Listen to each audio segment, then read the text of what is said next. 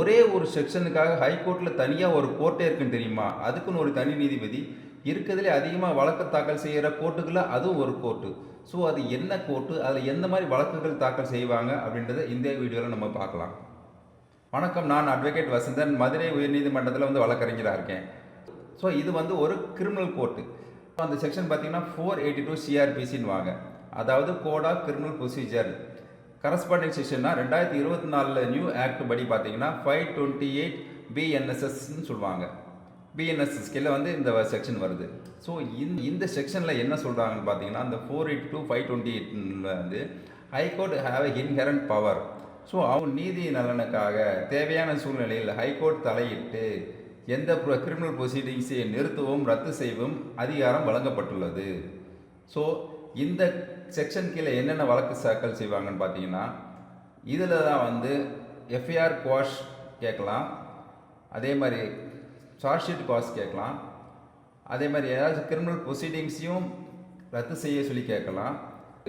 இது மோஸ்ட்லாக இதில் compromise குவாஷும் file பண்ணுவாங்க.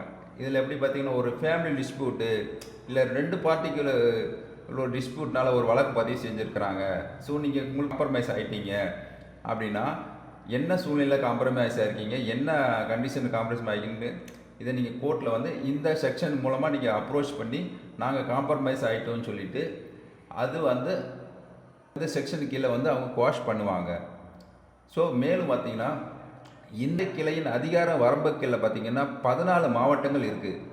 ஸோ கரூர்லேருந்து கன்னியாகுமரி வரைக்கும் சொல்லலாம். சவுத்தில் மதுரை கிளையின் கீழே வரும். அதேமாதிரி இந்த பக்கம் ராம்நாடு, தஞ்சாவூர், இந்த பக்கம் திண்டுக்கல் வரைக்கும் சொல்லுவாங்க. ஸோ இந்த 14 மாவட்டங்களில் இருக்கிற judicial magistrate, sub court, special court, PDJ, ADJ, fast track court, so இந்த கோர்ட்டில் என்ன ஒரு ப்ரொசீடிங்ஸும் இந்த 482க்குள்ளே ஹைகோர்ட் அவங்க இன்ஹெரண்ட் பவர் யூஸ் பண்ணி நீங்கள் சொல்கிறது நியாயமாக இருந்துச்சுன்னா குவாஷ் பண்ணிடுறாங்க.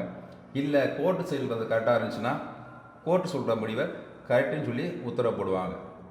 ஸோ இவங்க இந்த 14 டிஸ்ட்ரிக்டில் எந்த கோர்ட்டில் வேணாலும் எந்த உத்தரவு வேணாலும் குவாஷ் பண்ணலாம்.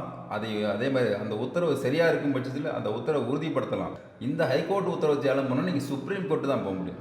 ஸோ இது மாதிரி சட்ட தகவல்கள் தெரிஞ்சுக்கொள்ள என்னோடய யூடியூப் சேனலை சப்ஸ்கிரைப் பண்ணிக்கோங்க. என்னோடய இன்ஸ்டாகிராம் ஐடியும் ஃபாலோ பண்ணிக்கோங்க. நன்றி, வணக்கம்.